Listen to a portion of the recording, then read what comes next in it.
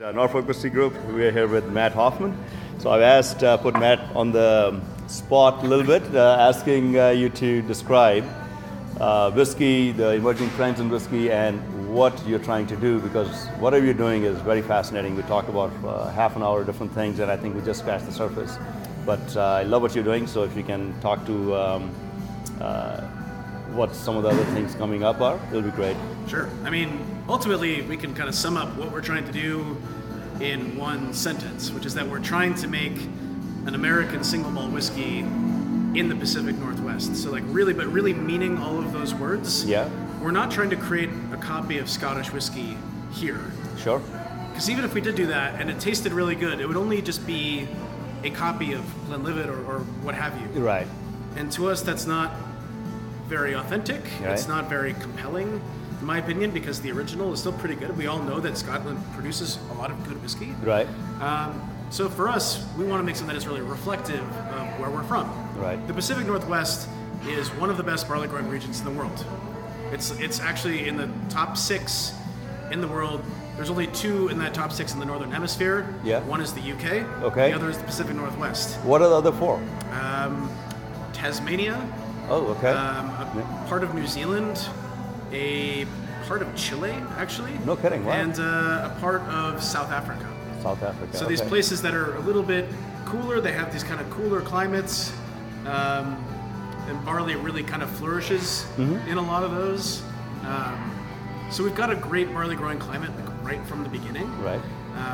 And that's why we do it. And a lot of people think, well, you should be making bourbon because America makes bourbon. Well, no, Right. actually, we can grow barley really well here. Right. So for us, what we're trying to do with that is bring that to the fore as much as we can. Using roasted malts, we use brewer's yeast. There's a big influence from the craft brewing culture. There's a huge American cultural influence on the whiskey in general. Especially now, right? Especially now. Yeah. And that's something we want to be able to say that this is an American single malt. But then you start diving into these things like the Garyana release, which is matured in the local species of oak that only grows here. And it's a very rare species of oak. Right. We're doing the same thing with the local peat that we have here, which is different than the peat that grows in Scotland or anywhere else around the world. Right. And then the same thing with the barley. At the end of the day, that's the most important raw ingredient because that's what it's made from. Right. Varietals of barley that are really flavorful, that grow right here, that grow really well right here. Right. And the end result is going to be a whiskey that is distinct from Scottish whiskey, and that's very much the point. Right. You know, we want, and the beautiful thing about this is that this can happen all over the world. Right. If people really celebrate the regions that they come from, whether that's Scotland or the Pacific Northwest or part of India, like if you really embrace like the things that come from this region and make a whiskey that doesn't try to reflect Scotland so much, Right. but embraces who it is, I think that's a much more interesting way to make whiskey, and it's much more authentic, and that's what we're trying to do here. Yeah, no, it's really, I mean, some of the experiments and some of the barley that we tasted over there, I already forget the name, but it was so flavorful. It's like, and unlike any other barley that we tasted. Yeah, the purple obsidian. There's nothing like it. There's nothing like it in the world. Right. And there's thousands of these varietals that are out there, and it's something that is so frustrating hearing from Scotland that they say that barley doesn't make any matter. difference. Yeah, It doesn't matter. It, They say it that boggles your terroirs make a mind, doesn't difference. it? It's just, you know, as first and foremost, as an enthusiast of the category, as somebody who likes single malt whiskeys, likes to drink single malt Right. whiskeys, that's what I mean by it's just sad. It's like if Scotland could just embrace that Yeah. and really lean into it, you know, I think you'd see even more cool stuff coming out of there. Again, knowing that there's already great whiskey coming out of Scotland. What Right. would happen if they just began to think that way? Right. But this is one of the advantages of these emerging whiskey regions around the world where everybody is kind of trying to embrace that. The Australian whiskies are different from Scottish whiskies, and our whiskey certainly is different from Scottish single malt. Japanese whiskeys whiskey are is dramatically different, yeah. That's Which I a great think thing. sometimes it helps that you're not bound by tradition, and in the sense that Scotland is, and there's an expectation, and maybe the pressure, from peer pressure coming from whiskey drinkers and other distilleries is so great that they're not able to do what you are trying to do because that's the tradition. That's what we had done. We've done it for 150 years. That's what they talk about, and this is the way we are done. Yeah. So maybe that's a good thing, but at the same time, It's a double-edged sword, is what it is. It is. There's the tradition that comes with Scottish whiskey and with whiskey in general is fantastic. Of course. The problem is if that inhibits your ability to move it forward. And what's kind of frustrating is a lot of these things that they think of as tradition are actually not. The variety of barley that they're using today is not the same traditional variety of barley. They changed varieties of barley every 5 to 10 years, right. Whichever one is the next highest yielding varietal. Right. There's nothing as static. And we know that in the 50s, 40s, 50s, 60s, a lot of the Speyside whiskeys were peated. Yeah. You know, yeah, and nothing is static. right. And that's where there are certain aspects of tradition. So we carry forward some of these traditions, and we play by the same rules as Scotland. It's just we use the same raw ingredients: malted Right. barley, yeast, water, casks, peat. Yeah. We include that as the 5th raw ingredients. But the way that you use those things, the approach, doesn't have to be the same carbon copy you have in Scotland. Right. Embrace the fact that these raw ingredients are different. Right. They can be different. There's variations in those. And subtle differences, like we have just X amount of casks here, which is very close to southern Seattle, I would say. You know, very close to Seattle, that's in Seattle. And then you actual aging is happening, what, about an hour away from here? About an hour and a half, yeah. Hour and a half from here, and the temperature difference is 15 degrees, 50 apparently. degrees Fahrenheit cooler. Cooler. And it says much more temperate than even Seattle. Yes. Yeah. So that makes a big difference, even though all the ingredients are the same. Yes. So that is just one variable.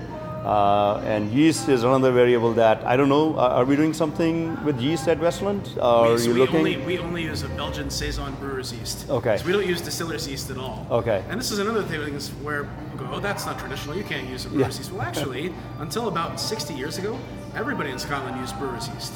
Right. Distiller's yeast hasn't been around forever. That Right. was made in a lab. Right. Brewers yeast, they used to take the yeast from these breweries who were making beer nearby and using that to make whiskey. Right. So it's kind of funny, people think that what we're doing is really radical and innovating. Actually, no, it's actually kind of going back to the past. Right, right, So right. we use a Belgian Saison brewer's yeast, which is pretty close to almost a wild yeast. So Okay. you get lots of flavor from it, lots of fruitiness. When you drink Westland, if you taste like orange peel or cherry or pomegranate, anything that's citrusy or red fruit or spicy, that's where Coming it's from the from. yeast, right? That's fascinating. But would you experiment with other yeast, or have you No, looked that's at it? That's a great question. Yeah. So, yeast experimentation to me is fascinating, but Westland is trying to keep its focus down specifically to the raw ingredients that can express the sense of place. Okay. So, I would love to experiment with different yeasts. Yeah.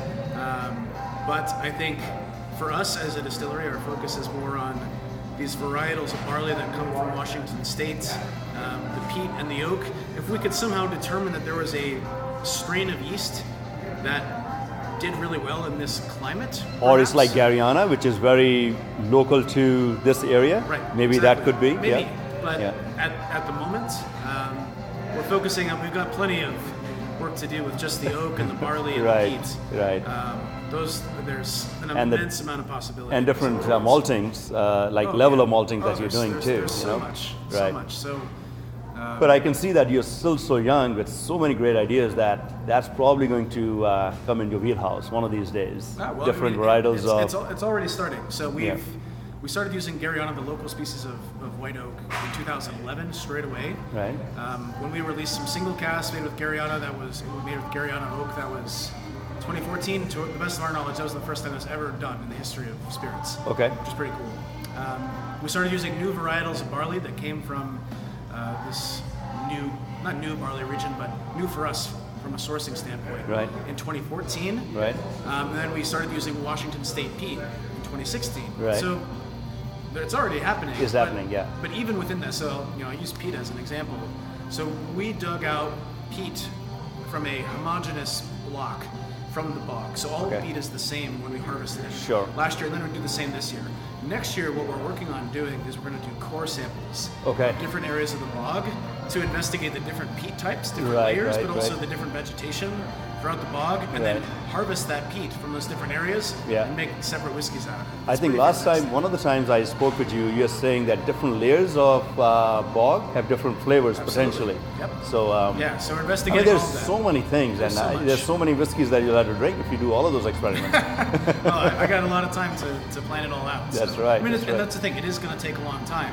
But what's fun about that is, I mean, this is a really old business. You know, Yeah. whiskey's been around for a long time, so it's really exciting to be able to contribute something Oh, new to definitely. this Yeah. business where people think now innovation's dead. The whiskey is at the point where it's not going to change. Well, Right. no, we're like really at the forefront of new things in single malt, Okay. which is incredibly exciting. What about the water source? Would you, or I don't know if it's possible by rules, regulations, laws to source the water from the peat bogs, or is that We couldn't. It would be the wrong. Well, legally we couldn't anyway. Well, you but even if couldn't, we okay. even if we could, Yeah. It's too low in pH. It's too Okay. acidic. Okay, I see. And that's one of the things that kind of identifies a bog as the acidity of the soil and So of it the water that's allows it not to decompose. Yeah, in a- but the water that we use here is Cedar River watershed water. So Okay. the city of Seattle, most of the city of Seattle is fed by the Cedar River watershed, which is to the best of my knowledge, the least polluted, least treated water source for any major metropolitan area in the United States. Right. So it's totally neutral in terms of its acidity, in terms Yeah. of its pH. Yeah. Very low mineral content. We don't do any filtering to our water. It just comes in and we use it. Is that right? Wow. Yeah, and So you're not using some distilleries use distilled. they would use like a reverse osmosis water. Right, right. In Kentucky, they talk a lot about that limestone filter Yeah, water yeah, and all that right. stuff.